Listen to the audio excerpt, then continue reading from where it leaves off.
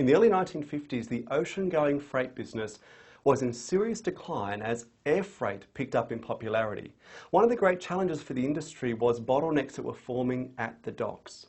Plenty of stock was being wasted. The rate of pilferage was huge because we'd spent decades making ships that were faster and more efficient without giving any thought to what happened when they arrived at the other end of the dock. What was required was a rethinking, a re-engineering, a reinventing of the whole process of ocean-going freight. The solution was a remarkably simple but incredibly effective one, and that was to separate the activities of loading from stowing.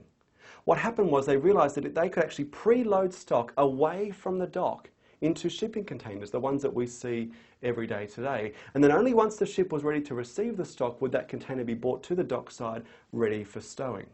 Now, the result of this re-engineering was phenomenal. Between 1955 and 1985, shipping volume increased fivefold. Costs decreased by 60% and turnaround times were cut by 3/4. See, this is the power, this is the absolute power of re-engineering, rethinking the way a business, an organization, a team, or an entire industry functions. When I'm working with clients, helping them re-engineer their systems or their processes, there's a simple 4-step exercise I lead them through in order to allow them to think of how they're doing things currently and how that needs to perhaps change.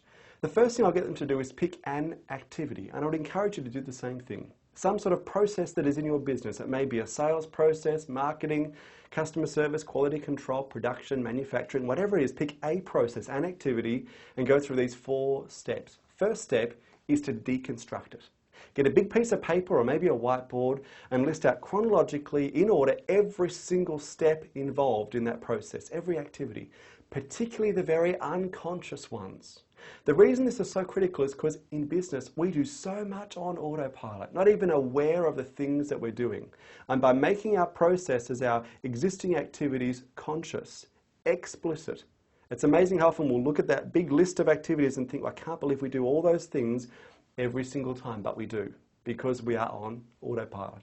The second step in this activity in re-engineering a process is to evaluate, ask some questions. Look at all those steps involved in the process and ask questions like, well, are there gaps? Are there areas of duplication? Are there things that are getting missed? You know, what are some of the activities that are maybe a bit redundant, a bit out of date? I remember coming across one print company in the UK who went through this exercise. And they discovered from the point when someone came into their print shop with a new print job to be done, to the point where they picked up that print job at the other end of the process, that company's staff would write out the customer's name, address and phone number by hand 32 separate times. And they had no idea they were wasting so much energy until they made their processes explicit. Now, the third step in re-engineering any business's activities or processes is to innovate. So look at those steps in the list, the activities that maybe are outdated, maybe aren't very efficient, and think, well, how can we do them differently? And I want to give you 3 questions, 3 innovation questions that may help, I guess, shape or guide this whole thought process. The first innovation question is this one here. How could we do this faster, cheaper, easier, more efficiently? Now, it's interesting the power of this question. It may seem obvious and simple, but if you follow it through its logical conclusion, the innovation can be incredible. I remember reading recently about Boeing, aircraft maker Boeing, who realized that their supply chain for production was full of inefficiencies.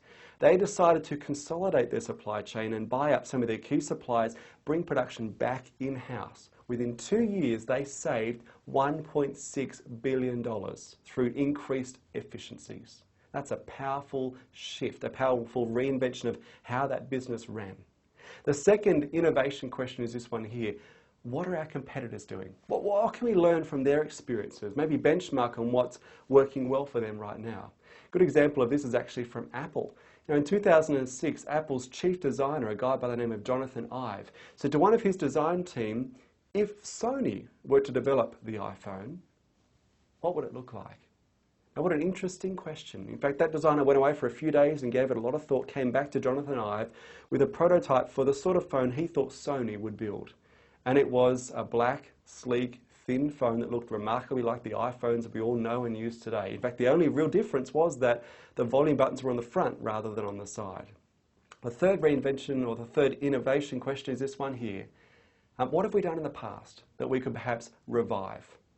Because this is an interesting thing. Even though innovation is always fresh, it's not always original. I remember a number of years ago being on the board of a non-profit organisation. We're looking at how this organisation could, I guess, give more value to its members, could reinvent itself and re-engineer some of its processes. And one of the most powerful questions that was asked at one board meeting was this: what have we done in the past that has fallen by the wayside? And we started to reinstate some of those activities and initiatives. And at the end of the year, when we look back, the most effective things that we had done to revive the organisation were those things that we brought back in, the things from the past we let go. So don't discount things from the past just because they're old. Doesn't mean they won't be great innovations. Now the fourth step, once you've deconstructed, evaluated, innovated, the fourth step is to reassemble, to put the process back together again. And if you've done these 4 steps well, that process, that activity will be faster, cheaper, more relevant, more efficient than it was beforehand.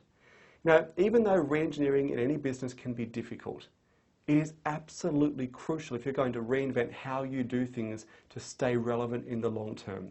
As a guy named Paul Raines, who is the CEO of GameStop, an electrical retailer in the US, once said, for any company to survive, its internal rate of change must be equal to or greater than the company's external rate of change.